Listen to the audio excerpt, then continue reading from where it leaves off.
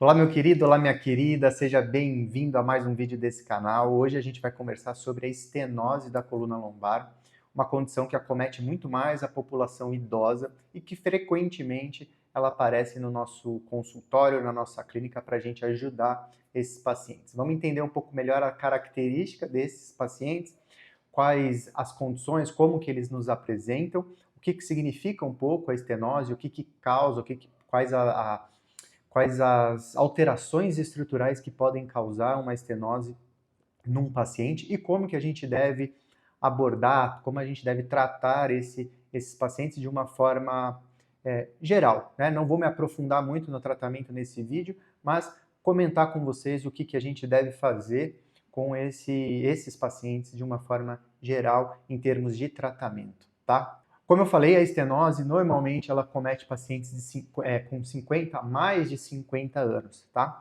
Porque é uma condição que está relacionada com os processos degenerativos da coluna lombar. Ou seja, o que pode causar uma estenose num paciente, ela é a protusão discal, a hipertrofia das facetas e a hipertrofia do ligamento amarelo. São essas três estruturas que podem gerar uma estenose, um fechamento do canal, do forame ou do recesso lateral, que pode causar os sintomas de uma estenose. Tá? Normalmente, essa compressão gera uma isquemia nessa região, então falta um pouco do fluxo sanguíneo e por isso esses pacientes não apresentam os testes neurais positivos. Tá? Então isso é uma característica desse paciente com estenose. Ele pode ter dor na perna, ele pode ter dificuldade para ficar em pé e andar, porém, quando a gente vai testar o nervo desses pacientes, principalmente, né, quando a gente vai fazer os testes de LASEG ou SLR e o SLAMP test, esses testes são negativos para o paciente. Apesar de ele falar para você que se ele fica muito tempo em pé, ele sente formigamento, ele sente dormência na perna, tá? Porque não existe uma compressão, não existe uma irritação da raiz. Existe sim uma isquemia que faz com que esse paciente comece a sentir a dormência, comece a sentir uma fraqueza na perna, uma perda de sensibilidade nessas regiões, tá? Então, essa é a grande explicação da diferença de uma estenose de uma dor radicular, tá? Porque não é uma compressão e sim uma isquemia gerada nessa região. E quando esse paciente ele fica em pé, onde diminui ainda mais esse espaço ali no forame, no recesso lateral ou de uma estenose central, tá? A gente tem esses três tipos de estenose, foraminal, do recesso lateral e central. Quando o paciente ele fica em pé, diminui essa amplitude ali do forame, existe uma diminuição do forame, existe uma diminuição do canal, e isso faz com que gere essa isquemia, fazendo com que o paciente ele ande menos, ele tolere ficar menos tempo em pé e andar menos distâncias, e começam a vir os sintomas na perna, como perda de força, uma dormência, uma parestesia, uma perna mais pesada, uma dificuldade maior de andar. E quando ele senta, esses sintomas eles desaparecem quase que instantaneamente, tá? E a estenose, isso é uma característica da estenose, tá? O paciente não consegue ficar muito tempo em pé, ele não consegue andar muitas distâncias e sempre que ele flexiona a coluna, sempre que ele senta, sempre que ele dobra um pouco mais a coluna, que ele faz a flexão da coluna, os sintomas aliviam.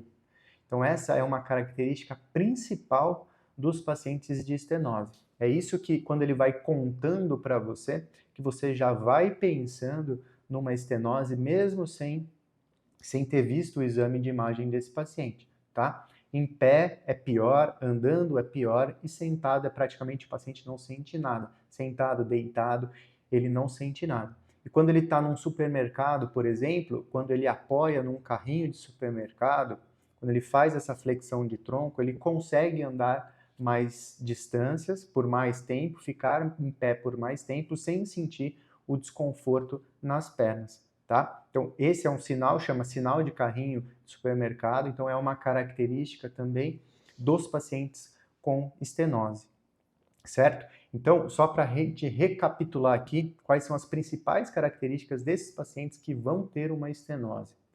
Esse paciente ele é mais idoso, então ele tem mais de 50 anos, então muitas vezes só pela idade a gente pode descartar uma possível estenose, ou a gente pode não pensar numa estenose num primeiro momento, se o paciente tem 40, 35 anos, tá? Porque a estenose é uma condição de degeneração, então a protusão, a hipertrofia do ligamento amarelo, a hipertrofia da faceta que vão gerar essa estenose, tá? Que vão causar a estenose. A espondilolistese, ela também pode gerar essa compressão e ela pode ser um agravante maior para esse paciente, já mais idoso, com essas alterações degenerativas e com espondilolistese. Então, a espondilolistese pode ser um plus a mais para esse paciente, gerando ainda mais essa compressão. Tá? Esse paciente vai ter os testes neurais negativos, isso é muito importante. Então, quando você for testar o SLR, quando você for testar o SLAMP desse paciente, vai ser negativo, não vai existir tensão neural, não vai existir irritação do nervo. O paciente ele sempre vai sentir alívio quando ele senta. Então, sentou, a dor passou, sentou, é como se eu não tivesse nada, não sinto nada se eu estou sentado, eu não sinto nada se eu estou deitado. Mas eu não consigo ficar muito tempo em pé e eu não consigo andar longas distâncias. Outro ponto importante na história desse paciente é que a estenose ela é constante, tá? Ou seja, não tem variação dos sintomas. O paciente ele fica em pé por 5 minutos, ele anda 500 metros, 1 quilômetro e a dor vem. Isso vai acontecendo de forma constante. E com o passar do tempo, ele vai relatando para você que está cada vez mais difícil ficar em pé, está cada vez mais difícil ele andar.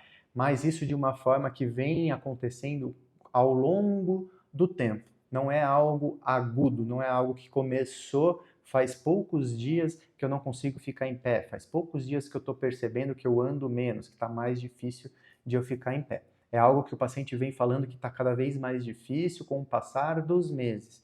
Ele está perdendo um pouco de equilíbrio, a sensação é que ele precisa andar com as pernas um pouco mais afastadas, aumentando a base do andar para se sentir mais seguro. São características dos pacientes que têm estenose. Quando você for fazer um exame físico também, esse paciente não vai tolerar fazer muito a extensão da coluna. A extensão da coluna ela é mais restrita, existe uma diminuição da amplitude de movimento desses pacientes.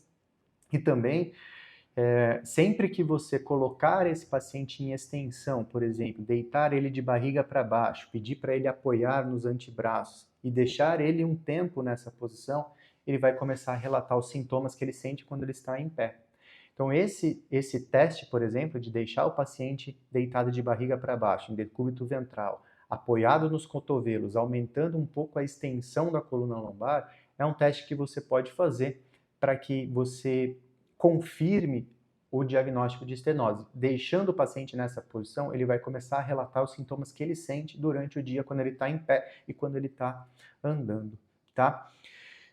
É muito comum 20% dos pacientes que têm a estenose no exame de imagem, aliás, 20% das pessoas acima de 60 anos possuem essa estenose no exame de imagem. Porém, 80% delas são assintomáticas, tá? Então, elas apresentam a estenose na ressonância magnética, mas elas não têm os sintomas de uma estenose. Então, por isso que você precisa entender as características clínicas de uma estenose para você confirmar o diagnóstico com a ressonância magnética. A hora que o paciente mostra o exame para você, você vai olhar para aquilo, vai aparecer que existe uma estenose, mas você precisa confirmar com as características clínicas do paciente. Então, isso é muito importante que você entenda, tá? Porque não é só ter ali o exame de imagem falando que tem uma estenose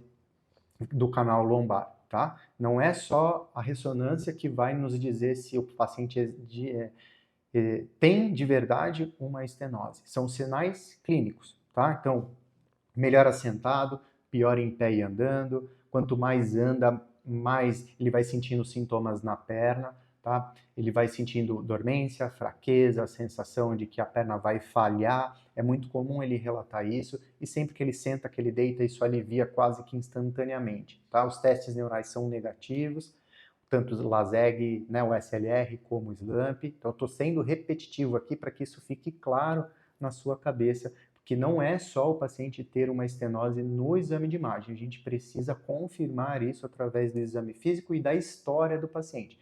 Ele ter mais de 50 anos, ele falar para você que sentado alivia, que em pé não dá para ficar, que está cada vez mais difícil de andar, todas essas coisas que ele vai relatando para você. Tá? Então, isso é muito importante.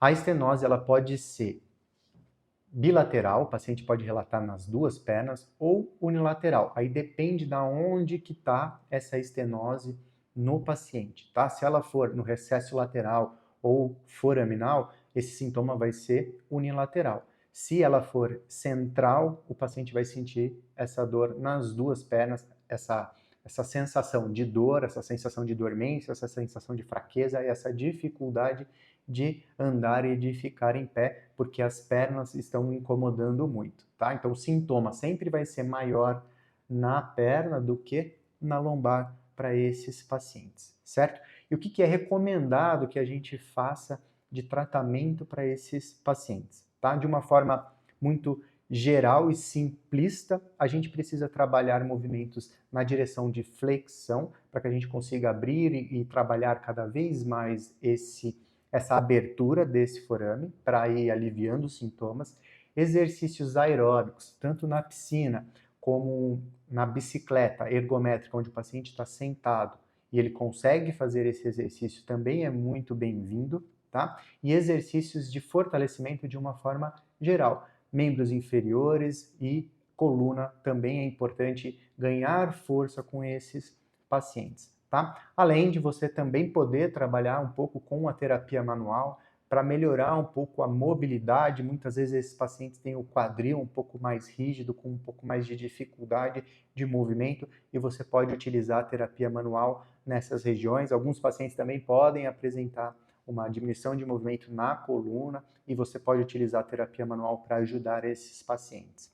Tudo bem? Então é de uma forma simplista, como eu falei, mas esse é o raciocínio que a gente precisa para tratar o paciente com estenose da coluna lombar, tá? As características desses pacientes, elas são muito mais importantes do que o exame de imagem. O exame de imagem ele vem para confirmar a história do paciente e o exame físico que nós fizemos com ele. Tudo bem? Espero que tenha ficado claro para você, um pouco mais claro sobre a estenose, quais as características desses pacientes, como é importante a gente entender a história, a característica desses pacientes para a gente conseguir classificá-lo, entender que ele realmente tem uma estenose e que a gente vai fazer um tratamento mais assertivo com esse paciente, tá? Como eu sempre falo para você, quem avalia bem, quem sabe as características, os sinais e sintomas de cada paciente, trata bem, sabe o que precisa fazer. Então é muito importante que a gente entenda cada vez mais e reconheça cada vez mais os sinais e sintomas dos pacientes que estão à nossa frente, tá bem? Se você gostou dessa aula, curte aqui. Se você tem alguma dúvida sobre isso, deixa seu comentário para que a gente converse e troque experiências. Se você chegou aqui sem querer e ainda não faz parte desse canal, se inscreva aqui, porque toda segunda-feira tem um novo vídeo para você, tá bom? Até mais e até o próximo vídeo.